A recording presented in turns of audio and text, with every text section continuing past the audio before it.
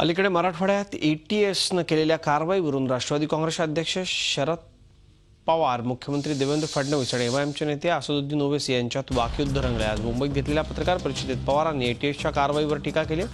कारवाईचा धाक दाखवून मुस्लिम तरुणांना घाबरवलं जातं असा आरोप पवारांनी केला. त्यावर राजकीय फायदा मिळवण्याकरता पवार धर्माचं राजकारण करण्याची टीका होत असतानाच पवारांना माहिती अर्धवट असल्यानं ते अशी विधानं करतायत असं मुख्यमंत्री म्हणाले. तर ओवैसी यांनी देखील तुमच्या काळात होत असलेल्या अशा कारवाया का थांबवल्या नाहीत असा सवाल करत पवारांना टार्गेट केलाय.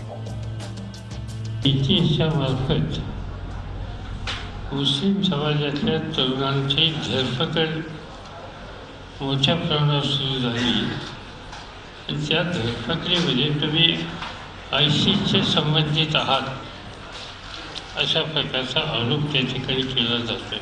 ते थांबवलं पाहिजे.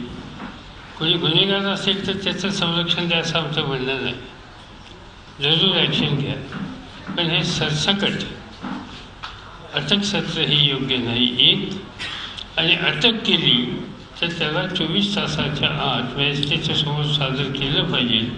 ते न करता इलिगल डिटेन्शन करणं हे गैरकायदा कृत्य आहे आणि हे कृत्य महाराष्ट्रात एटीएसने करू नये. कि आप जब पावर में रहते हैं तो आप ही की पार्टी मुस्लिम बच्चों को जेल में डालती है, उनकी जिंदगियां तबाह बर्बाद कर देती है. तो ये जो हिपोक्रेसी है in so called secular parties की, कि जब पावर में रहते हैं तो इनका एक कंसिस्टेंट अप्रोच ये रहता है कि मुस्लिम यूथ को फॉल्स टेरर केस में जेल में डालो, उनकी जिंदगियां खराब करो.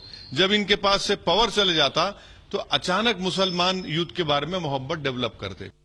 राष्ट्रवादी काँग्रेसचे अध्यक्ष श्री शरद पवार साहेब यांनी आज जे वक्तव्य केलं की एटीएस विनाकारण मुस्लिम तरुणांना त्रास देते आहे, हे वक्तव्य चुकीच्या माहितीच्या आधारावर आधारित आहे.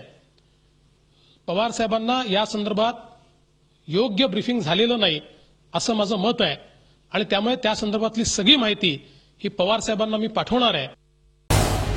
झी 24 तास रहा एक पाऊल पुढे.